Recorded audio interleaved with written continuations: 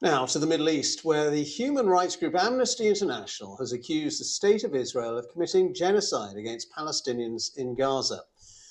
The human rights group says it reached its conclusion after looking at what it calls, quote, the broader picture of Israel's military campaign and the cumulative impact of its policies. Well, Israel's military has responded by saying the claims are, quote, entirely baseless and fail to account for operational realities. It has repeatedly denied allegations of genocide. Let's get more on this from our Middle East correspondent, John Donnison, in Jerusalem with the latest for us. John, well, tell us more about what Amnesty International are actually saying. Well, Ben, this is an utterly damning report from Amnesty International that accuses Israel not just of war crimes, but of having committed genocide and continuing to commit genocide against the Palestinian people in Gaza. It accuses Israel of treating Palestinians as subhuman, and it accuses the international community of a shameful failure to stop Israel from carrying out what it says is genocide.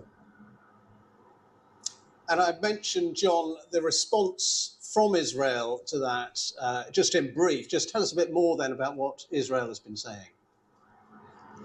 Well, they've entirely rejected it. They say this is a fabricated report from a fanatical organisation, but there is a growing chorus of people using similar language to Amnesty.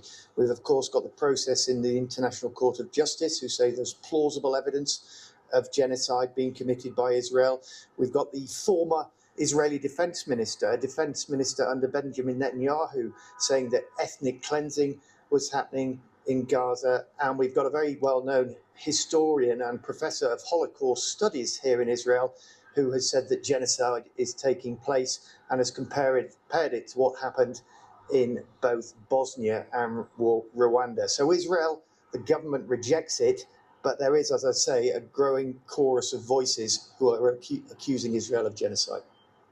And also, John, just bring us up to date with what's been happening on the ground in Gaza in the last 2 or 3 days. Yep, people are dying every day. I saw the figures from the Hamas-run Ministry of Health, figures that the United Nations considers reliable. 48 people killed yesterday, including children.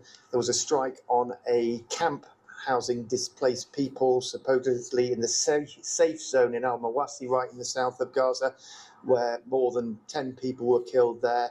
And the humanitarian situation is absolutely desperate. It's getting cold here now, wet too. So it's grim. Okay, John, thank you very much indeed. John Donnison.